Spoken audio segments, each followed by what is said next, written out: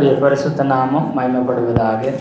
ஆண்டவராகிய இயேசு கிறிஸ்துவ நாமத்தினால் ஒவ்வொருத்தர் வாழ்த்தி வரவேற்கிறேன். ஏசப்பா நாம் ஒவ்வொருவரையும் ஆசீர்வதிப்பாரார். அல்லேலூயா. இந்த நாளிலும் கூட லூக்கா எழுதின சுவிசேஷம் 7வது அதிகாரம் 36 இந்த கடைசி 50வது வசனம் வரைக்கும் ஒரு சம்பவம் இருக்கிறது. பாவியாகிய ஸ்திரீ ஆண்டவராகிய இயேசு கிறிஸ்துவின் வீட்டிற்கு வந்து, ஆண்டவராகிய இயேசு கிறிஸ்துவ பரிசேயன் வீட்டுக்கு வந்து பந்தி இருந்த இயேசுநாதரை என்ன செய்தன்னா, அவர் பாதங்கள் அருகே உட்கார்ந்து அவர் பாதங்களை தன் கண்ணீரினால் துடைத்து, தலைமயிரினால் என்ன செய்தார், நனைத்து தண்ணீரால் துடைத்து அவர் பாதங்களை முத்தம் செய்து பரிமள தைலம் பூசி கொண்டிருந்தாள் என்று சொல்லி இந்த வேத பகுதியை பார்க்கிறோம். இதனுடைய மைய சாரம்சம் என்னன்னு நம்ம பார்த்தோம்னா, இதனுடைய மைய கருத்து லூக்கா 7:41 43 இந்த 3 வசனத்தை வாசிக்கும்படி அன்போடு கேட்கிறேன். அப்பொழுது அவர் ஒருவனிடத்தில் 2 பேர் கடன்பட்டு இருந்தார்கள். ஒருவன் 500 வெள்ளிக்காசும் மற்றவன் 50 வெள்ளிக்காசும் கொடுக்க வேண்டியதாய் இருந்தது. கொடுக்க அவனுக்கு நிர்வாகம் இல்லாதது போது இருவருக்கும் கடனை மன்னித்து விட்டான். இப்படி இருக்க அவர்கள் அவன் எவனிடத்தில் அதிக அன்பாக இருப்பான் அதை சொல் என்றார். சீமோன் பிரதியுத்தரமாக, எவனுக்கு அதிகமாய் மன்னித்து விட்டானோ அவனே அதிக அன்பாய் இருப்பான் என்று நினைக்கிறேன் என்றார். அதற்கு அவர், சரியாய் நிதானித்தாய் என்று சொல்லி சிறியனிடமாய் திரும்பி சீமோனை நோக்கி, போதும். இங்கே ஒரு உவமையை இயேசுநாதர் பேசுகிறார். தலைப்பு கொடுக்கணும்னா நன்றி உணர்வின் வெளிப்பாடு. அதாவது 500 வெள்ளிக்காசு கடன் பட்டவனும் 50 வெள்ளிக்காசு கடன் பட்டவனுக்கு பற்றிய உவமை. 500 வெள்ளிக்காசு அப்புறம் 50 வெள்ளிக்காசு கடன் பட்டிருந்தான், அவனுக்கு மன்னிக்கப்படுறது. இந்த குறித்த உவமையை ஆண்டவர் பேசுகிறார். இந்த உவமையை ஏன் பேசுகிறார் என்று சொல்லி பார்த்தோம்னா, இந்த உவமைக்கு ஒரு தலைப்பு கூட சொன்னால் 2 கடனாளிகள் என்று சொல்லலாம். இதனுடைய மைய கருத்து நன்றி உணர்வின் வெளிப்பாடு என்று இது சொல்ல முடியும். பாவியாகிய ஸ்திரீயுடைய பாவங்கள் மன்னிக்கப்படுதல்னு இதுக்கு சொல்லலாம். ஏன்னா இந்த உவமைக்கு அடிப்படை சாராம்சம் என்னன்னு கேட்டிங்கன்னா, ஏற்கனவே நான் சொன்னது போல் பரிசேயனுடைய வீட்டில் இயேசுநாதர் பந்தி வரும்படி, எங்கள் சாப்பாட்டுக்கு விருந்துக்கு வரும்படி அழைக்கப்பட்டிருந்தார். அவர் அங்கே போயிருக்கிறார். அங்கே ஒரு பாவியான ஸ்திரீ என்ன செய்கிறாள்னு சொன்னால், இயேசுநாதர் அங்கே பந்தியில் அமர்ந்திருக்கிற அவர் பாதத்தின் அருகே பின்னாக நின்று அழுது கொண்டே இருந்தாள். அவருடைய பாதங்களை தன் கண்ணீரினால் நனைத்து தலைமையினால் துடைத்து அவருடைய பாதங்களை முத்தம் செய்து பரிமள தைலத்தை பூசினான் என்று சொல்லி அந்த 7வது அதிகாரம் 38 சொல்லுது. அவரை அழைத்த பரிசேயன் அதை கண்ட பொழுது, அந்த பரிசேயன் என்பவன் அதை பார்த்துட்டு, இவர் தீர்க்கதரிசியாய் இருந்தால் தம்மை தொடுகிற ஸ்திரீ இந்நாள் என்றும் இப்படிப்பட்டவள் என்றும் அறிந்திருப்பாள், இவள் பாவியாய் இருக்கிறாளே என்று தனக்குள்ளே சொல்லிக் கொண்டான். அல்லேலூயா. பரிசேயன் ஒரு பெரிய தீர்க்கதரிசி, இவர் ரபி, ஒரு நல்ல போதகர் என்று சொல்லி, ஒரு பெரிய மனிதன் என்று சொல்லி, நல்ல போதிக்கிற தேவனுடைய மனிதன், இவர் ஒரு மகா பெரிய தீர்க்கதரிசி, இவர் தேவனுடைய சித்தத்தின்படி செய்கிறவர் என்று சொல்லி இவரை கனப்படுத்தும்படிக்காக தன்னுடைய வீட்டுக்கு விருந்துக்கு என்ன செய்யுங்க, தயவு செய்து வாங்கன்னு விஐபியாக இயேசுநாதரை அழைக்கிறார். அவரும் அவருடைய சீசர்கள் 12 பேரும் அந்த பந்தியில் என்ன செய்கிறாங்க, வந்து பரிசேயன் வீட்டில் போய் இருக்கிறார்கள்.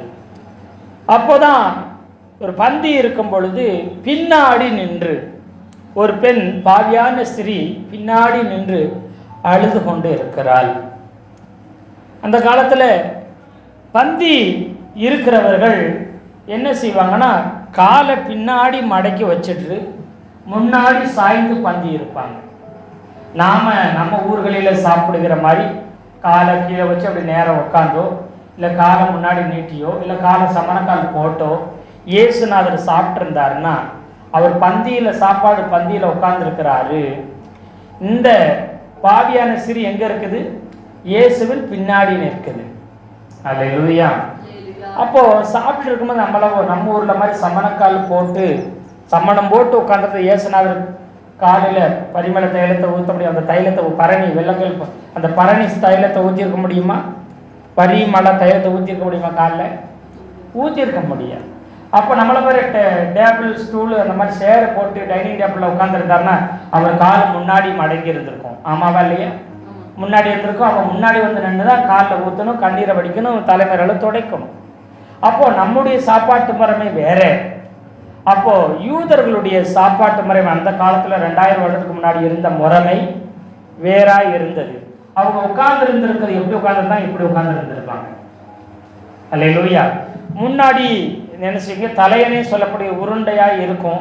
பழங்காலத்து தலையணை ராஜ அரண்மனைகளில் பெரிய பெரிய பிரபுக்கள் பார்த்தீங்கன்னா உருண்டையாய் கொஞ்சம் நீளமாக என்ன செய்யும், 2 பக்கத்தில் தலையணை அப்படி வச்சுருப்பாங்க. பந்தி இருக்கும்போது தலையணை முன்னாடி வச்சு முன்னாடி முன்பக்கமாய் சாய்ந்து இருந்திருப்பாங்க. அல்லேலூயா. முன்பக்கமாய் சரிந்து கால் பின்னாடி இருக்கு. அப்ப இயேசுநாதர் கால் பின்னாடி வைத்து என்ன செய்யறார்? முன்பக்கமாய் சாய்ந்து பந்தி இருக்கிறார். அல்லேலூயா. அப்ப கால் எங்க இருக்குது? பின்பக்கமாய் இருக்குது. இப்போ இந்த அம்மா பாவியான ஸ்திரீன்னு சொல்லப்பட்ட அந்த ஸ்திரீ அது விபச்சார பாவம் செய்திருக்குமா தெரியல. பாவி என்று சொல்லும் போதே ஏதோ ஒரு பாவங்களை செஞ்ச ஸ்திரீயாய் இது என்ன செஞ்சிருக்கும்? இருந்திருக்கும். எல்லாருக்கும் அது வெளிப்படையாய் தெரிந்திருக்கிறது. அவர் முன்பக்கம் சாய்ந்து பின்னாடி காலை நீட்டினவாறு பந்தி இருக்கிறார். அல்லேலூயா. ஆமா, சோத்திரம். கொஞ்சம் சரிந்து என்ன செய்யறார்? சாய்ந்து இருக்கிறார். பந்தியில் அப்படி உட்காருவாங்க. அப்போ அப்படி உட்கார்ந்து இருக்கும் பொழுது பின்னாடி நின்று இந்த அம்மா அழுது கொண்டு இருக்கிறது. என் பாவத்தை மன்னிக்கிறதுக்கு யாரும் இல்லை, நான் அவ்வளவு பயங்கரமான பாவியாய் இருக்கிறேனே என்று சொல்லி அழுது கொண்டிருக்கிறவ அழுகும் பொழுது அவருடைய கண்ணீர் இயேசுநாதர் காலில் என்ன செய்யுது? கீழே பாதத்தின் காலில் என்ன செய்யுது? விழுகுது. கண்ணீர் விழுந்து கொண்டிருக்கு. தன்னுடைய உட்கார்ந்து தலைமையில் துடைத்து ஒரு பாதத்தில் உட்கார்ந்து அழுகிறாள். அவள் கண்ணீர் அப்படியே அவர் காலில் விழுது. காலில் விழுந்து விழுந்து நினைக்கும் பொழுது தன் தலைமுடி எடுத்து என்ன செஞ்சிருக்கிறார்? தொடங்கிறது. ஒரு பாவ ஸ்திரியா, ஒரு விபச்சார ஸ்திரியோ அல்லது ஒரு வேசியாகவோ இந்த பெண் இருந்திருக்கலாமா தெரியல. ஆனா இவர் பெண் பாவியான ஸ்திரீ என்று சொல்லப்படுது. அல்லேலூயா. ஆமா, பொதுவாக சமுதாயத்தினாலும் எல்லாராலும் பாவியாகிய ஒரு ஸ்திரீ அப்படின்னு சொல்லப்பட்டிருக்கிறது வேதத்துல. அல்லேலூயா. அப்படி என்றால் இவள் வேசித்தனம் பண்ணுகிறவளோ ஒரு விபச்சாரியாகவோ ஏதோ ஒரு பாவங்களை செய்கிற அந்த காலத்தில் ஏதோ ஒரு பாவ காரியங்கள் ஈடுபடுகிற ஸ்திரியாய் இருந்திருக்கிறார். அது சமுதாயத்திற்கும் எல்லாத்திற்கும் பிரபல்யமாய் தெரிந்ததாய் இருந்திருக்கிறது. அல்லேலூயா.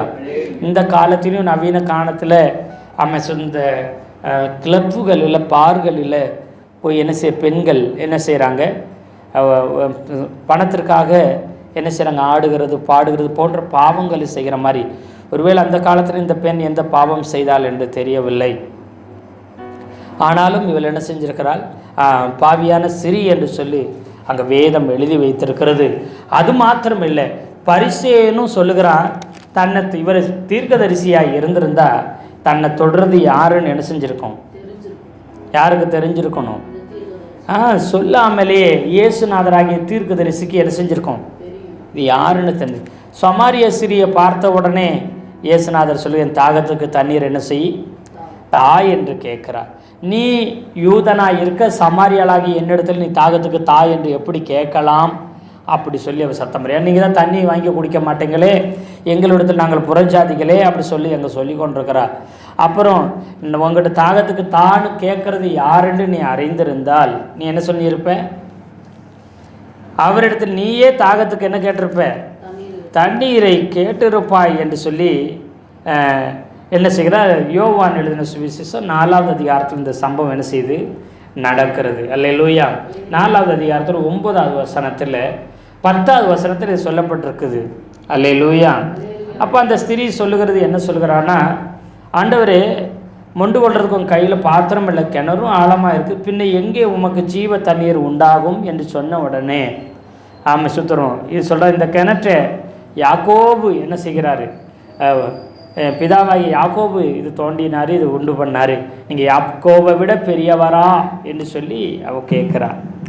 அப்பொழுது இயேசு அவளுக்கு பிரதித்திரமா 13வது வசனம், இந்த தண்ணீரை குடிக்கிறதுக்கு மறுபடியும் தாக வரும். நாங்கள் கொடுக்குற தண்ணீரை குடித்தா ஒருவனுக்கும் என்ன செய்ய? ஒரு காலம் தாகமே வராது, நித்திய ஜீவ காலமே ஊறுகிற ஊற்றாக இருக்குன்னு சொல்லுகிறாள். அப்புறம் கடைசியில் பார்த்தா அந்த தண்ணீர் எனக்கு தாங்கன்னு உடனே கேட்ட உடனே நீ உன்னுடைய புருஷனை அழைத்து கொண்டு வான்னு அவனுக்கு தருகிறேன்னு சொன்ன உடனே அவன் என்ன செய்கிறார்?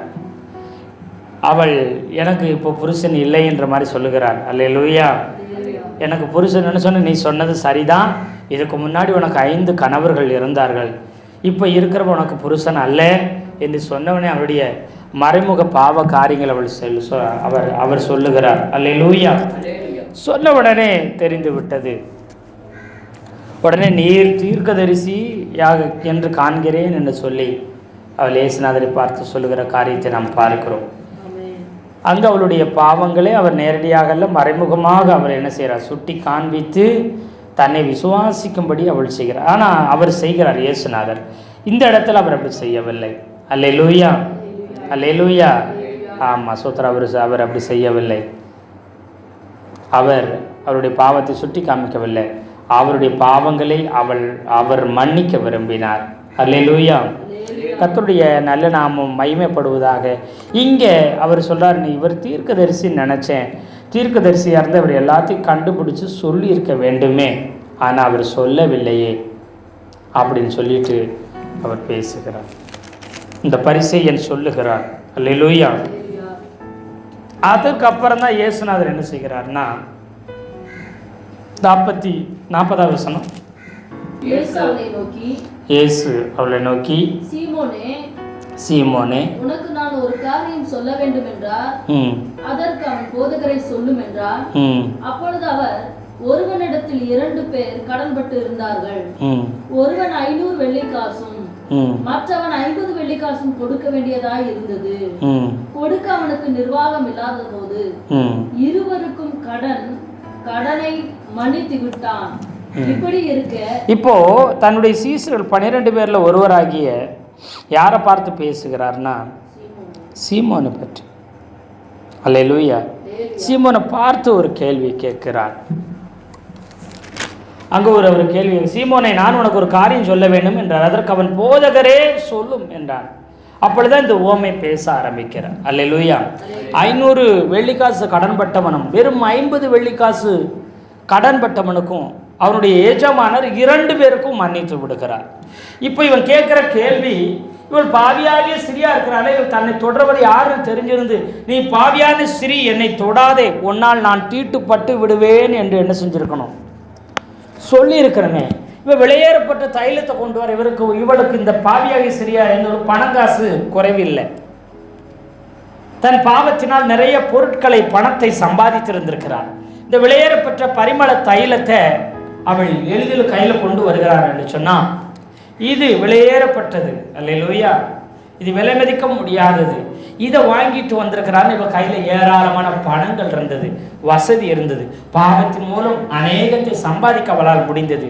ஆனால் சமாதானத்தையும் நிம்மதியும் அவளால் ஒருபோதும் சம்பாதிக்கவே முடியல. குற்ற மனசாட்சி உள்ளவளாய் அவள் இருந்தாள்.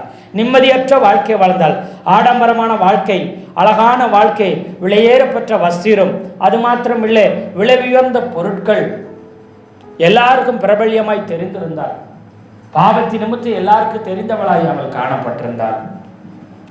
எல்லா சகல வசதி இருந்தது, ஆனால் அவளுக்கு நிம்மதியும் சமாதானமும் இல்லை. அல்லேலூயா. இன்னைக்கு நிறைய பேர் காசு இருந்தால் போதும், பணம் இருந்தால் போதும், சொத்து இருந்தால் போதும், ஆடம்பரமான அலங்காரமான வாழ்க்கை இருந்தால் போதும், நான் அழகாய் இருந்தால் போதும் என்று, நான் அறிவாய் இருந்தால் போதும், நல்ல தொழில் இருந்தால் போதும் என்று நினைக்கிறாங்க. ஏது இருந்தாலும் இல்லைனாலும் பாவத்தை மன்னிக்கிற இயேசுநாதர் நம்முடைய வாழ்க்கையில் தேவையாய் அவசியமாய் இருக்கிறது. அல்லேலூயா, அல்லேலூயா.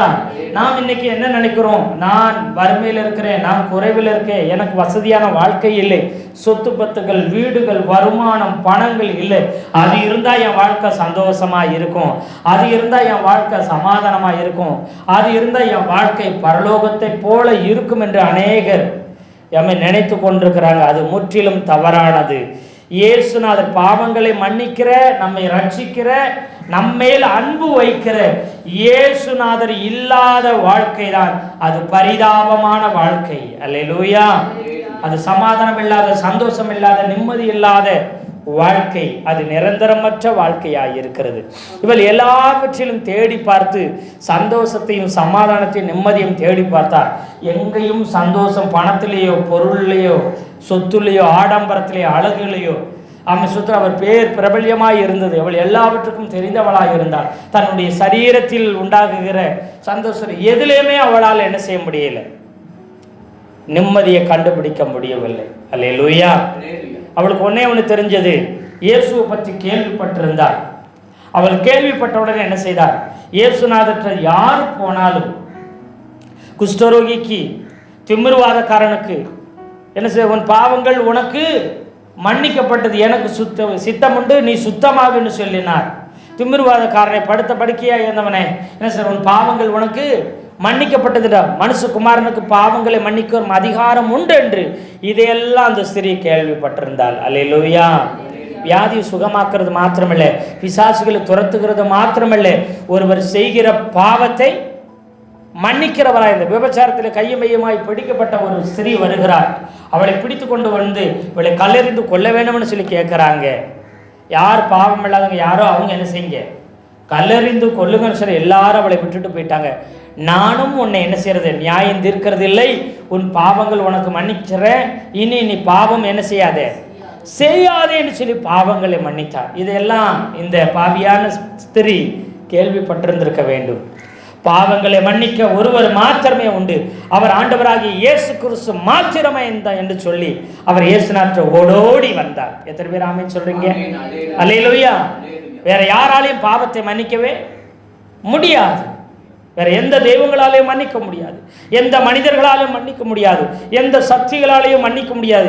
ஆண்டவராக இயேசு சிலுவையில் மரித்து உயிர்த்தெழுந்த பாவமில்லாத பரிசுத்த தெய்வம் இயேசுநாதரால மாத்திரம்தான் அவருடைய பாவங்களை மன்னிக்க முடியும். அல்லேலூயா, அல்லேலூயா. அதை இந்த பாவியான ஸ்திரீ கண்டு கொண்டால் அவளுக்கு தன் கண்ணீரை காணிக்கையாக்கி அவர் பாதத்திலே அழுது அவர் தலைமையினால் துடைத்து தன்னுடைய பாவங்களை எல்லாம் நினைத்து கும்பிடுகிறாள். ஆண்டவரே, நீர் ஒருவரால் தான் மன்னிக்க முடியும், அதனால உம்மை தேடி வந்திருக்கிறேன். உம்முடைய முகத்தை தரிசிக்க கூட தகுதி இல்லாம நான் பின்புறமாய் நின்று கொண்டு உம்முடைய பாதத்தை என் கண்ணீரால முதல் அணைத்து என் தலைமயிரால என்ன செய்கிறேன், நாம துடைத்து கொண்டிருக்கிறேன் என்று சொல்லுகிறாள். அல்லேலூயா, அல்லேலூயா. ஒரு பெண்ணுடைய மகிமை, ஒரு மேன்மை, அழகு எல்லாமே எதுல தான் இருக்குது? தலைமயிரில் இருக்கிறது. அந்த தலைமயிரால தன்னுடைய இயேசுநாதருடைய கால்களை அவள் கண்ணீரை நனைத்து அவள் துடைத்து கொண்டிருக்கிறார். அவள் கண்ணீர் ஒவ்வொன்றும் அவளுடைய பாவங்களை, அவளுடைய அக்கிரமங்களை, அவளுடைய துணிகரங்களை எல்லாம் அவள் பாதத்திலே ஊற்றியது. அல்லேலூயா. அதனால உண்டான சாபங்கள், அதனால உண்டான பாரங்கள், அதனால உண்டான சுமைகள், அதனால உண்டான குற்றம், மனசாட்சி எல்லாம் கண்ணீராய் ஊற்றி தள்ளினார். தலைமையில் என் மேன்மை யாவும் நம்முடைய பாதத்தில் அர்ப்பணிக்கிறேன் என்று துடைத்து கதறினார். அல்லேலூயா. அவர் இதையெல்லாம் அவர் பொறுமையோடு அவரை தடை செய்யலை. நீ பாவியானவள், என்னை தொடாதுன்னு சொல்லலை. ஏன் அழுது கண்ணீரால் என் பாதத்தை நனைக்கிறாய் என்று தடுத்து நிறுத்தவில்லை. அவ்வளவாய் அவள் குற்ற மனசாட்சியினால் பாதிக்கப்பட்டிருந்தாள். அந்த பாவத்தினால் அவள் மிகுந்த வேதனையடைந்து இருதயம் முற்றிலும் நொறுக்கப்பட்டிருந்தாள். அல்லேலூயா. அந்த நிம்மதிக்காக, சமாதானத்துக்காக அவள் அத்தனை வேதனையோடு கண்ணீரோடு அவர் சமூகத்தில் நின்றார். நீங்க தான் எனக்கு வேற எங்கேயும் வாய்ப்பு இல்லைன்னு சொல்லி கதறினார். அவளை தடை செய்யவே இல்லை. அல்லேலூயா, அல்லேலூயா. முற்றிலும் தன்னை ஊற்றி விட்டார். தன் மகிமை, மேன்மை, அழகு, தன்னுடைய எல்லாவற்றையும் அவர் பாதத்தில் ஊற்றி விட்டார். அது மாத்திரமல்ல, வெளியேற்பட்ட பரிமள தைலம், நறுமணம் நிறைந்த தைலத்தையும் அவர் கண்ணீரால் ஊற்றி நனைச்சு தொடச்சி மாத்திரமா விலை மதிக்க முடியாத நறுமணம் நிறைந்த இந்த தைலத்தை அவர் காலில் ஊற்றி என்ன செய்தார்? அவள் துடைத்தாள். அல்லேலூயா, அல்லேலூயா. இப்போ பரிசேயன் இவ வந்திருக்கிற பெண் யாரு?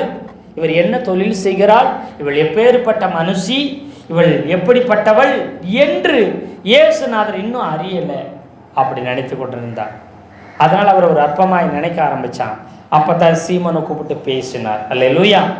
அப்போ பேசின உடனே 500 வெள்ளிக்காசு கடன் பட்டவன், 50 வெள்ளிக்காசு கடன் பட்டவன் 2 பேரும் எஜமான் கூப்பிட்டுட்டு, உன்னால் கொடுத்து தீர்க்க முடியலை, இந்த பாவம் செஞ்சு பட்ட கடனை, இதனால் வருகிற தண்டனையை, சாபத்தை உன்னால் தீர்க்க முடியல, அதுக்கு விலைக்கிரியம் செலுத்த முடியல, நீ நீதி செலுத்த முடியல, நீ நியாயமாய் வாழ முடியல, உன்னால் பரிசுத்தமாய் இதுவரை இருந்து அந்த பாவத்துக்கு பரிகாரம் உன்னால் செய்ய முடியலை, நிர்வாகம் இல்லை, அவங்களுக்கு இந்த பணத்தை திரும்பி கொடுக்க முடியல. இந்த 2 கடனாளிகளுக்கு, இந்த பாவியான ஸ்திரீக்கும் தான் செய்த பாவங்களுக்கும் அக்கிரமங்களையும், அவள் சமுதாயத்தால் தள்ளப்பட்டாளா, வறுமையினால் தள்ளப்பட்டாளா, குடும்பத்தினால் தள்ளப்பட்டாளா, இல்லை அவள் ஒரு புறஜாதியாக இருந்ததுனால் அப்படி தள்ளப்பட்டாளா தெரியவில்லை. அல்லேலூயா. ஆனால் அவள் தள்ளப்பட்டிருந்தாள். அந்த பாவமான வாழ்க்கையில் அவள் நிலைத்திருக்க விரும்பவில்லை. ஆடம்பரமான வாழ்க்கையில் வாழ அவள் நிலைத்திருக்க அவள் விரும்பவில்லை. அதை அவள் விரும்பவில்லை, அவர் அனுபவிக்க விரும்பவில்லை. அதையெல்லாம் உதறி தள்ளிவிட்டு ஒரு நீதியுள்ள வாழ்க்கை, ஒரு சரியான நல்ல வாழ்க்கை, ஒரு சாதாரண பெண்ணை போல அவள் என்ன செய்யணும்? வாழ விரும்பினாள். இந்த பாவத்திலிருந்து விடுதலையாக அவளால் முடியவில்லை. சமுதாயம் விடவில்லை. இயேசுநாதரை தேடி ஓடி வந்தார். எந்த பிரச்சனையும் அவர் தீர்த்து விடுவார். வருத்தப்பட்டு பாரம் சுமக்க நீங்கள் எல்லாரும் என்கிட்ட வாங்க, நான் உங்களுக்கு இளைப்பாறுதலை தருவேன் என்று சொன்ன தெய்வம். அல்லேலூயா. அவரை தேடி ஓடி வந்தார், பாரத்தில் வைத்து விட்டார். அப்போ சொல்கிறாரு, யாருக்கு அதிக கடனை? ஒரு எஜமான ஓனர் இருக்கிறாரு, ஒருத்தர் அதிக கடன் 500 வெள்ளிக்காசு, ஒருத்தர் 50 வெள்ளிக்காசு. இப்போ யாருக்கு அதிகமாக மன்னிக்கப்பட்டிருக்குதுன்னு கேட்டார். 2 பேருக்கு மன்னிச்சு விட்டா யார் அதிக அன்பாக இருப்பாங்கன்னு கேட்குறாரு. அவன் சீமோன் சொல்கிறான், ஐயா 50 வெள்ளிக்காசு மன்னிச்சவன் அந்த ஓனர் மேலே, எஜமான் மேலே ரொம்ப மன்னிப்பு அன்பு இருக்கும். ஆனால் அதை விட 10 மடங்கு அதிகமாய் மன்னிக்கப்பட்டு சொத்தீங்களா கடன். 500 வெள்ளிக்காசு மன்னித்து விட்டவன் இன்னும் அதிக அன்பாக இருப்பான். ஏன்னா நான் எவ்வளவு கடன் பட்டிருக்கிறேன் அத்தனையும் மன்னிச்சிட்டீங்க, கொஞ்சம் கடனை மன்னிச்சதை பரவாயில்ல, கொஞ்சம் மன்னிச்சிடாரு பரவாயில்ல அப்படின்னு நினச்சி நான் அன்பு கூறதை விட, நான் அதிக கடன் பட்டிருந்தேனே, எனக்கும் ஒரு 50 வெள்ளிக்காசை மட்டும் கழிச்சிட்டு நீ 450 வெள்ளிக்காசு எனக்கு கொடுன்னு சொல்லாமல் 500 வெள்ளிக்காசுன்னு பாராமல் என்னை என்ன செஞ்சாரு? மன்னிச்சிட்டாரு. அல்லேலூயா. கொஞ்சம் கடன் பட்டவன் குறைவாய் அவரை மன்னிச்சனா அதற்கேற்றார் போல அன்பு கூறுவான். அதிக கடன் பட்டவன் என்னையும் மன்னிச்சிட்டாருன்னு சொல்லி அதிகமாய் அன்பு கூறுவான். எவன் அதிக கடன் பட்டானோ அவன் தான் எஜமான்ட்ட அதிக அன்பு வைப்பான்னார் சீமன் பேதுரு சொல்லுகிறார். அல்லேலூயா, அல்லேலூயா. உடனே அதை ஆண்டவர் சொல்றாரு, ஆமா நீ அதை சரியா என்ன செஞ்சுட்ட, நிதானிச்ச, கரெக்டா நீ சொல்ற. இப்போ பரிசேயனை பார்த்து ஆண்டவர் பேசுகிறார். சிறியனிடத்துல திரும்பி சீமோனை நோக்கி சொல்றாரு. சிறியனிடத்தை, அதாவது சிறிய அந்த பாவியான சிறிய திரும்பி பார்க்கிறாரு. இப்பதான் இந்த சிறியை பார்க்கிறாயே, நான் உன் வீட்டில் பிரவேசித்தேன், நீ என் கால்களுக்கு தண்ணீர் தரவில்லை, இவளோ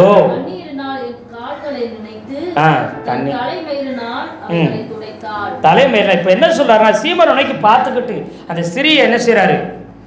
அந்த சிறியின் இடத்துல திரும்பி அப்படி அவளை பார்த்துட்டு சீமோனை பார்த்து இப்ப சொல்றாரு. யாருக்கு இது சொல்றாரு? பரிசேயனுக்கு சொல்லுகிறார். ஆனா யாரை பார்த்து சொல்லுகிறார்? சீமோன் உனக்கு பேசி கொண்டு சொல்லுகிறார்.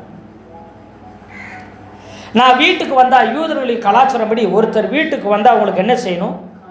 கால்களை கழுவுகிறதுக்கு என்ன கொடுக்கணுமா? தண்ணீர் கொடுத்தவர். நம்ம தமிழ்நாடு கலாச்சாரத்தில் வீட்டுக்குள்ள வந்தனே வாங்க வாங்கன்னு சொல்லிட்டு என்ன செய்யணும்? குடிக்க தண்ணி கொடுக்கணும். தண்ணி கூட கொடுக்கல. என்னடா வீட்டுக்கு வந்தவங்கள ஒரு மரியாதை கூட வந்தவங்களுக்கு தண்ணி கூட கொடுக்கலன்னு சொல்லி முதல்ல என்ன செய்வாங்க? பேசுவாங்க. அப்போ அவங்க நான் வந்ததில் அவங்களுக்கு விருப்பம் இல்லை, எனக்கு இங்கே மரியாதை இல்லை, என்ன கணம் பண்ணலை, வேற எதுக்கோ ஒரு கடமைக்குன்னு கூப்பிட்டுருக்கிறாங்க. இந்த பரிசேயனும் இயேசுநாதர் பிரபல்யமாக இருக்கிறார், ஃபேமஸாக இருக்கிறார், அவரை கூப்பிட்டு நம்ம வீட்டில் சாப்பாடு கொடுத்தா நம்ம பேர் எப்படி மாறிடும்? பிரபலமாயிரும், நாமும் ஃபேமஸ் ஆகிவிடும் என்று நினைத்திருக்கலாம். ஆனால் முறையாக இயேசுநாதர் இந்த பரிசேயன் வரவேற்கவில்லை. வந்த உடனே அவர் கால்களுக்கு என்ன கொடுக்கணும்? அவருக்கு மாத்திரமல்ல சீஷர்களுக்கும். இயேசுநாதருக்கே கால்களை கழுவ தண்ணீர் தராதவன் வெளியில் பாத்திரத்தில் தண்ணி எடுத்து வச்சு அவர் வந்தவர் தண்ணி கொடுத்து, ஐயா உங்களை பாதங்களை உங்கள் கை கால்களை லைட்டாக என்ன செஞ்சுக்குங்க, சுத்திகரித்து கொள்ளுங்க, கழுவி கொள்ளுங்கன்னு சொல்லணும். அப்புறம் 12 சீஷர்களுக்கும் அதை என்ன செஞ்சிருக்கணும்? கொடுத்து முறையாய் வரவேற்கவில்லை என்பதை அங்கே இயேசுநாதர் அங்கே பேசுகிறார். நீ கூப்பிட்ட, ஆனால் முழு மனதோடு என்னை ஏற்றுக்கிற கூப்பிடலை. அல்லேலூயா சொல்லுங்களேன். இன்னைக்கு அநேகர் இயேசுநாதரை கூப்பிடுகிறாங்க, முழு இருதயத்தோடு அவர்கள் கூப்பிடுகிறது இல்லை. அரைகுறை மனதோடு தன்னுடைய தேவைக்காக, தன்னுடைய காரியத்தை சாதித்துக் கொள்வதற்காக, தன் விருப்பங்களை ஏற்றுக்கொள்வதற்காக, தான் பிரபல்யம் ஆகிறதுக்காக இயேசுநாதரை தேடிக்கொண்டிருக்கிறார்கள்.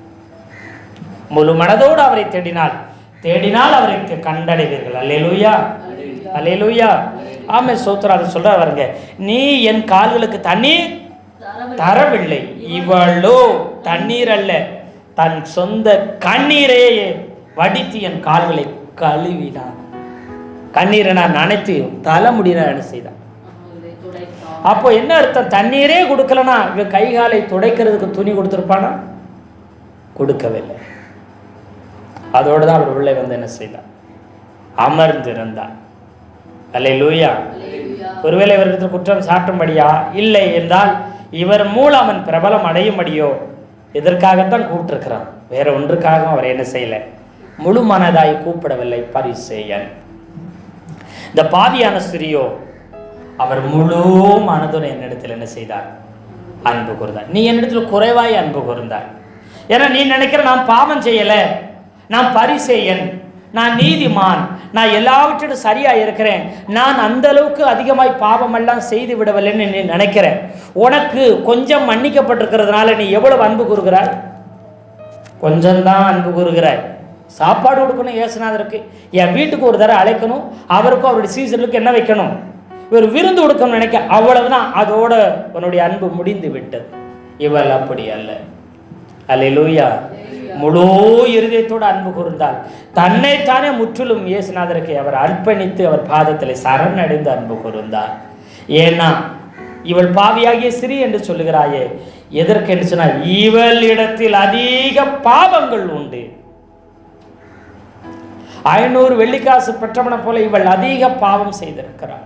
நீ 50 வெள்ளிக்காசு பெற்றவனை போல குறைந்த பாவங்கள் உனக்கு மன்னிக்கப்பட்ட, நீ கொஞ்சமாய் அன்பு கூறுகிற. நான் நீதிமான், நான் எல்லாவற்றிலும் மேக்சிமம் சரியாக இருக்கிற நினைப்புல இருக்கிற, நீ என் மேல் வைக்கிற அன்பு கம்மியாக தான் இருக்கும்.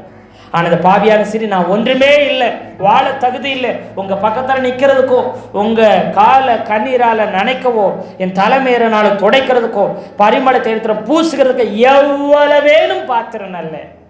இதுக்கு கீழே என்னை தாழ்த்துறதுக்கு வழி இல்லாதனால உங்கள் காலை தொடுகிறேன் என் முடியினால அப்படின்னா. அல்லேலூயா. முற்றிலும் தன்னை அர்ப்பணித்து அன்பு கூர்ந்தாள். அவளுக்கு ஒரு நம்பிக்கை உண்டு, என்னுடைய திரளான பாவங்களை அவர் மன்னிக்க முடியும். நான் மகா பாவி, மன்னிக்க முடியாத பாவி, என்னையும் அவர் மன்னிப்பார்னு வந்திருந்தார். அல்லேலூயா. அளவில்லாமல் அன்பு கூர்ந்தார். அதை தாங்க சொல்லுகிறார். அல்லேலூயா. அது மாத்திரமல்ல, 45வது வசனம், நீ என்னை முத்தம் செய்யவில்லை, இவளோ நீயே முத்தம் செய்யல, நான் வீட்டுக்குள்ள வந்ததுல இருந்து என் பாதங்களை ஓயாமல் முத்தம் செய்தார். அப்படின்னா தண்ணி கைகால அலம்புறதுக்கு தண்ணியை கொடுத்து கைகாலை கழுவ வச்சு, அப்புறம் கைகளிலே துணியை கொடுத்து அவர்களை கைகளை கால்களை சுத்தம் பண்ணி கொள்ள செய்ய வேண்டும். சுத்தம் பண்ணின பின்பு அவர்களுக்கு என்ன செய்யணும்? முத்தம் கொடுக்க வேண்டும். எப்படின்னா அவர்களை கட்டி அணைத்து என்ன செய்ய வேண்டும்? சொல்லுங்க. கட்டி அணைத்து கன்னத்தில் அவர்களுக்கு என்ன செய்ய வேண்டும்? முத்தம் கொடுத்து வரவேற்க வேண்டும். அல்லேலூயா. கையை குலுக்கி கட்டி அணைத்து என்ன செய்யணும்? கன்னத்தில் முத்தம் கொடுத்து அவர்களை என்ன செய்யணும்? உள்ள அன்போடு வரவேற்க. நான் உங்களை நேசிக்கிறேன், நீங்கள் வந்ததில் நான் மிகவும் சந்தோஷப்படுகிறேன், உங்கள் மேலே அன்பாக இருக்கிறேன், உங்களோடு கூட அதிக சமாதானத்தோடு இருக்கிறேன், உங்கள் வருகை அதிகமாக எதிர்பார்த்து காத்திருந்தேன் என்று சொல்வதற்கு அன்பின் முத்தத்தை வெளிப்படுத்த வேண்டும். கை கொடுத்து சமாதானத்தை உறுதிப்படுத்த வேண்டும். அல்லேலூயா. அதெல்லாம் யார் செய்யலை? பரிசேயன் செய்யவில்லை. ஆனால் இந்த பாவியான ஸ்திரியோ என் பாதங்களில் என்ன செய்கிறார்? ஓயாமல் என் பாதங்களை என்ன செய்தார்? பாதங்களை நான் 2 கால்களையும் கீழ் பாதத்தை என்ன செய்தார்? மாறி மாறி முத்தம் செய்தால் வாயினால். அல்லேலூயா, அல்லேலூயா. அவ கண்ணீரால் நனைச்சு தலைமுறையால் தொடச்சு அவர் என்ன செய்தார்? ஓயாமல் அவரை முத்தம் செய்தார். ஏன்னா நான் பாவிதான், ஆனால் உம்மிடத்தில் அளவில்லாத அன்பு வைத்திருக்கிறேன் ஆண்டவரே என்று சொல்லி வார்த்தைகளால் பேசல, அவள் செயல்களால் அன்பினை வெளிப்படுத்தி கொண்டே இருந்தார். அல்லேலூயா. நீ என்னை முத்தம் செய்யல, நான் வரவேற்கும் போது ஒரு தடவை கூட என்னை முத்தம் செய்யவில்லை, ஆனால் இவ்வளோ ஓயாமல் உள்ள வந்ததிலிருந்து என்னை முத்தம் செய்து கொண்டே இருக்கிறார். அவருடைய அன்பை பாதத்தில் முத்தம் செய்து வெளிப்படுத்தி கொண்டே இருக்கிறார். அது மாத்திரமல்ல, உள்ளே வந்தவர்களுக்கு 46வது வசனம், நீ என் தலையில் எண்ணெயை பூசவில்லை, இவளோ என் பாதங்களில் பரிமளத்தை பூசினாள். அதாவது என்னன்னா, நீங்க நல்லா கவனிச்சு பாருங்க, இவன் கன்னத்திலே முத்தம் கொடுக்க வேண்டிய பரிசை என் கன்னத்தில் முத்தம் கொடுத்து வரவேற்கவில்லை. தண்ணீரை குடித்து கால்களை சுத்தம் பண்ண சொல்ல வேண்டியவன் தண்ணீரை தரவில்லை, துடைக்க துணியும் தரவில்லை. அல்லேலூயா. இவள் கண்ணீரை காலிலே துடைக்கிறதுக்கு கண்ணீரை ஊற்றினாள், துடைக்க துணியல்ல தன் தலைமயரே தந்திருந்தார். அல்லேலூயா. அது மாத்திரம் இல்ல, இவன் கன்னத்தில முத்தம் செய்ய தயங்கினான் இயேசுநாதரை. அப்ப கட்டி அணைக்கல, கை கொடுக்கல, கன்னத்தில முத்தம் வைக்கவில்லை. ஆனால் இவள் பாதங்களை, இயேசுநாதர் பாதங்களை மாறி மாறி முத்தம் செய்து கொண்டே இருந்தாள். அல்லேலூயா. அப்புறம் உள்ள வந்த உடனே வெயில்ல பிரயாணப்பட்டு அந்த காலத்துல வருவாங்க, பெரிய வண்டிகளில் நம்மளுக்கு இருக்கிற நம்ம காலத்தில் காரு பஸ்ஸு அப்படி இருக்கிற மாதிரி அல்ல. அப்போ கால்நடையாய் நடந்து வெயில்களில் பயங்கர பயங்கர வெயிலாக இருக்கும். இஸ்ரவேல் தேசத்தில் பயங்கரமான வெயில், அதில் வெயில்களில் நடந்து பிரயாணப்பட்டு வந்திருப்பாங்க. அவங்களுக்கு வந்த உடனே தலையில் என்ன செய்யணும்? உள்ள வரவேற்று அவங்க கைகால்களை அலம்பினதுக்கப்புறம் துடைத்து உள்ளங்க கை கொடுத்து அவருக்கு முத்தம் கொடுத்து, தலை காஞ்சிருக்கும், அந்த சூட்டினால் காஞ்சிருக்கிற அவங்களுக்கு என்ன செய்யணும்? எண்ணெய் என்ன செய்யணும்? தலையில் அந்த சூடு தண்ணீருக்காக என்ன செய்ய வேண்டும்? தலையில் பூச வேண்டும். உள்ள வரவேற்று தலையில் எண்ணெய் பூசுகிற பழக்கம் இருந்தது. இவன் தலையில எண்ணெய் பூசவில்லை, ஆனால் இவளோ என் பாதங்களில் பரிமள தைலத்தவே என்ன செய்தாலாம்? பூசினால் என்று சொல்லி அங்கே விளக்குகிறார். அப்போது நாம் என்ன வந்த உடனே, வீட்டுக்குள்ளே வந்த உடனே கைகால அலம்புக்கிங்க நம்மளும் சொல்லுவோம். அப்படி சொல்லிவிட்டு அப்புறம் என்ன செய்யுங்க? உள்ளே வந்தனே தண்ணியை கொடுத்துட்டு அப்புறம் டீ காஃபி குடிக்கிறீங்களா, ஜூஸ் குடிக்கிறீங்களா, வெயில் ரொம்ப ஓவராக இருக்குது அதனால் சில்லுன்னு எதையாவது குடிக்கிங்களான்னு நம்ம என்ன செய்வோம்? கேட்டு உட்கார வச்சு அதை கொடுத்ததுக்கு அப்புறம் என்ன செய்வோம்? பேசவே ஆரம்பிப்போம். அல்லேலூயா. அப்போ இத்தனை பழக்கங்களும் இருக்குது, இத்தனை காரியங்களில் எதுவுமே செய்யவில்லை. ஆனால் அவர் விலையேறப்பட்ட, இவர் எண்ணெய் பூசல தலையில பரிசெய்ய, ஆனால் அவர் பாதத்திலேயே விலையேறப்பட்ட தைலத்தை, ஒரு சில இடங்கள் சொல்லும்போது 300 பணத்துக்கு இதை விற்கலாமே அப்படி சொல்லப்பட்ட, அதே போல் இது விலையேறப்பட்ட தைலம், இது ரொம்ப காஸ்ட்லியான பணம். இந்த தைலத்தை காலில் ஊற்றி என்ன செய்தார்? துடைத்தார். அல்லேலூயா, அல்லேலூயா. அப்படி பூசினாலே அப்படின்னு சொல்லுகிறார். ஆதலால் நான் உனக்கு சொல்லுகிறேன், இவள் செய்த அநேக பாவங்கள் மன்னிக்கப்பட்டது. இவ எவ்வளவு பாவம் செஞ்சிருக்கிறாளாம்? அநேக பாவங்கள் இவள் செய்தது உண்மைதான். நீ நினைச்சு இவ பாவியான ஸ்திரீ, தொட்டது யாருன்னு இயேசுநாதர் தெரியாம இருக்கிற, இவர் தீர்க்கதரிசியா தீர்க்கதரிசி இல்லையா அப்படின்னு கேள்வி கேட்கிற நினைச்சிட்டு இருக்கிற மனசுக்குள்ள இவருக்கு அதை பதில் சொல்கிற. இப்பொழுது இவள் செய்த அநேக பாவங்கள் இவளுக்கு என்ன செய்யப்படுச்சு? மன்னிக்கப்பட்டதுன்னு சொல்லிட்டு, இவள் மிகவும் அன்பு கூர்ந்தாலே, எவ்வளவு அன்பு இருந்தாலும் கொஞ்சம் அல்ல, அநேக பாவம் செய்தவள், அநேக பாவத்தினால் கடன்பட்ட இவளை ஆண்டவர் எல்லாத்தையும் மன்னிச்சதுனால இவள் மிகவும் அன்பு கூறுகிறாள். அல்லேலூயா. ஆமா, எவனுக்கு கொஞ்சம் மன்னிக்கப்படுகிறதோ அவன் கொஞ்சமாய் அன்பு கூறுவான் என்று சொல்லி, அல்லேலூயா. அவள் எனக்கு உன் பாவங்கள் உனக்கு மன்னிக்கப்பட்டதுன்னு சொன்ன உடனே, அப்பொழுது கூட பந்திருந்தவர்கள், இயேசுநாதர் அவருடைய சீசர்களோடு பந்திருந்தவங்க என்ன செய்றாங்க? பாவங்களை மன்னிக்கிற இவன் யார் என்று சொல்லி வாயத்திறந்தல மனசுக்குள்ளே பேசி கொண்டிருந்தாங்க. சொல்லிக்கிறாங்க, என்னடா பாவத்தை மன்னிக்கிறான்? பிதாவாகிய தேவன் ஒருவரே, யெகோவா தேவன் ஒருவரே பாவங்களை மன்னிக்க முடியும், இவன் மனுஷன், இவன் எப்படி மன்னிக்க முடியும் என்று சொல்லி கேட்டுக்கொண்டிருந்த உடனே அதை இருதயத்துக்குள்ள மனசுக்குள்ள அவங்க நினைக்கிறத இவர் அறிந்து கொண்டார். யாருக்கும் அவர் அவரிடம் சொல்ல வேண்டிய அவசியம் இல்லை. வாய்த்திறந்து சொன்னாலும் சொல்ல நினைக்கிற இருதயத்தின் நினைவுகளையும் அவர் அறிகிறவர். அவர் இந்த ஸ்திரீயை நோக்கி இப்போ சொல்றாரு, உன் விசுவாசம் உன்னை என்ன செஞ்சிருச்சு? ரட்சித்தது. சமாதானத்தோட இப்போ உன் விசுவாசம் என்ன? என் பாவங்களை எல்லாம் இயேசுநாதர் மன்னிப்பார். அப்படி என் பாவங்களை எல்லாம் மன்னிச்சுட்டானா என் வாழ்க்கை புதிய வாழ்க்கை துளிர்க்க இருக்கும். என் வாழ்க்கை புதிய வாழ்க்கை துளிர்க்க ஆரம்பிக்கும்னு சொல்லி அவள் நம்பினார். ஒரு சுக வாழ்வு எனக்கு துளிர்க்கும். புதிய வாழ்க்கையை வாழப்போகிறேன். ஒரு தூய்மையான வாழ்க்கையை வாழப்போகிறேன். இந்த பாவ வாழ்க்கை முற்றிலும் விடுதலை ஆக போகிறேன். என்னை ரட்சிக்கிறது இவர் ஒருத்தர் தான், என்னை ரட்சிக்கும் ரட்சகர் என்று சொல்லி விசுவாசத்தோடு வந்தார். அப்படி நான் என் பாவத்திலிருந்து நான் ரட்சிக்கப்பட்டேன்னு சொன்னால் இனி சமாதானமாய் வாழப்போகிறேன். குற்ற மனசாட்சி என்னை விட்டு போயிடும். ஒரு நல்ல புதிய வாழ்க்கையை துவங்க போகிறேன்னு நினைத்தார். உடனே அவர் சொன்னார், உன் விசுவாசம், நீ இதெல்லாம் நினச்சிட்டு வந்த, உன் விசுவாசம் உன்னை என்ன செஞ்சிருச்சு? ரட்சிச்சிருச்சு. இவன் பாவங்கள் எல்லாம் மன்னிக்கப்பட்டுருச்சு. நீ இனி சமாதானத்தோட போ. நீ குற்ற மனசாட்சியோடு பாவியான ஸ்திரியாவை இனி வாழ வேண்டிய அவசியமே. ஒரு புதியதாய் பிறந்த புதிய மனுஷியாய் தூய்மையானவளால் உன் வாழ்க்கையை என்ன செய்யும்? நீ தொடரு என்று சொல்லி முடித்தார். அல்லேலூயா. பாவியான ஸ்திரியை குறித்த இந்த காரியங்களை சொல்லுகிறதுக்காகத்தான் அவள் மன்னிக்கப்படுகிறது. அவளுடைய நிலைமைகளை விளக்கி சொல்லும்படி, அவளிடத்தில் அதிகமாய் கர்த்தர் அன்பு கூர்ந்தார் என்பதை விளக்கி காண்பிக்கும்படியே இந்த உவமை சொல்லிக்கப்பட்டது. அல்லேலூயா, அல்லேலூயா. 2 கடனாளிகள் 500 வெள்ளிக்காசு 50 வெள்ளிக்காசு கடன் பெற்றவர்களை பற்றிய உவமை, 2 கடனாளிகளின் உவமை என்று சொல்லலாம். அல்லேலூயா. அதனால பாருங்க, இது என்னன்னு சொன்னா, நன்றி உணர்வின் வெளிப்பாடு உள்ளவர்கள், நன்றி உள்ளவர்களாய் இருக்க வேண்டும். அல்லேலூயா. ஏன்னா நல்லா புரிஞ்சுக்குங்க, 2 விஷயத்தை ஆண்டவர் கற்றுத் தருகிறார். அவர் நம்மை மன்னித்தது சந்தோஷம். அல்லேலூயா. அந்த சந்தோஷத்தினால அவரை நாம் என்ன செய்ய, அவர் நம்மை மன்னித்ததுனாலே நாம் அவரிடத்தில் என்ன செய்கிறோம்? அன்பு கூறுகிறோம். அல்லேலூயா. இந்த உவமையின் மைய கருத்து, தேவனிடத்தில் அவர் நம்ம பாவங்களை எல்லாம் மன்னிச்சதுனால நாம் அவரிடத்தில் அன்பு கூறுகிறோம். எல்லாத்தையும் மன்னிச்சிங்களே ஆண்டவரே, மன்னிக்க முடியாததையும் மன்னிச்சு அப்படின்னு அந்த அவர் மன்னித்ததுனால அவரிடத்தில் அன்பு கூறுகிறோம். அல்லேலூயா. 1. 2வது, அவர் மன்னிச்சதுனால அன்பு கூர்ந்தோம். 1வது. 2வது என்னன்னா, நாம் அதை அன்பு கூற நம்முடைய எல்லா பாவங்களையும் அவர் மன்னித்து கொண்டே இருக்கிறார் என்று சொல்லுகிறது. அல்லேலூயா. முதல்ல அவர் மன்னித்ததற்காக நாம் அவரிடத்தில் அளவில்லாமல் அன்பு கூறுகிறோம். அப்புறம் நாம் 2வது, நாம் அதிகமாய் அன்பு கூறுங்க. அவர் நம்முடைய அறியாமை தெரியாமை நம்ம பாவங்களை எல்லாம் அவர் மன்னித்து கொண்டே என்ன செய்கிறாரா இருக்கிறார். எத்தனை பேர் ஆமென் சொல்றீங்க?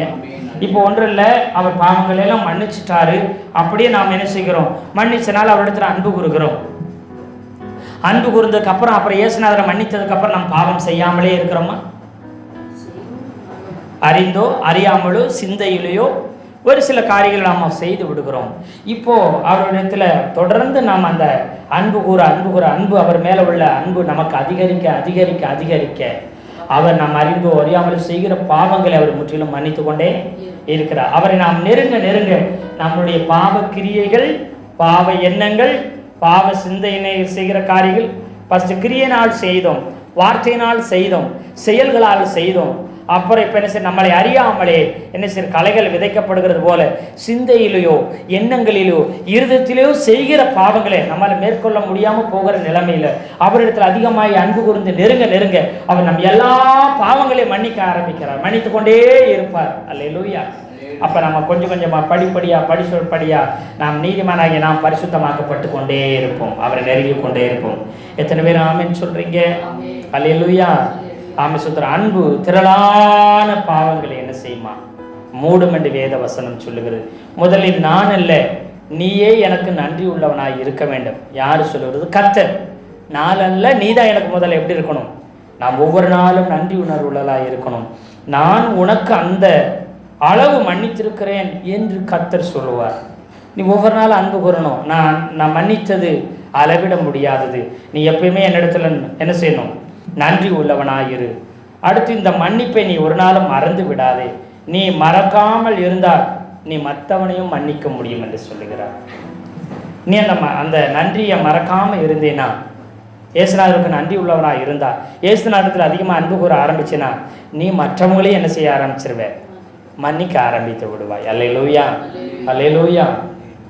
ஆமாம் ஆமாம், அப்படி நாம் செய்ய வேண்டும் என்று செய். நீ பெற்ற மன்னிப்பை இழந்து விடாதபடி தொடர்ந்து நீ என்ன செய்?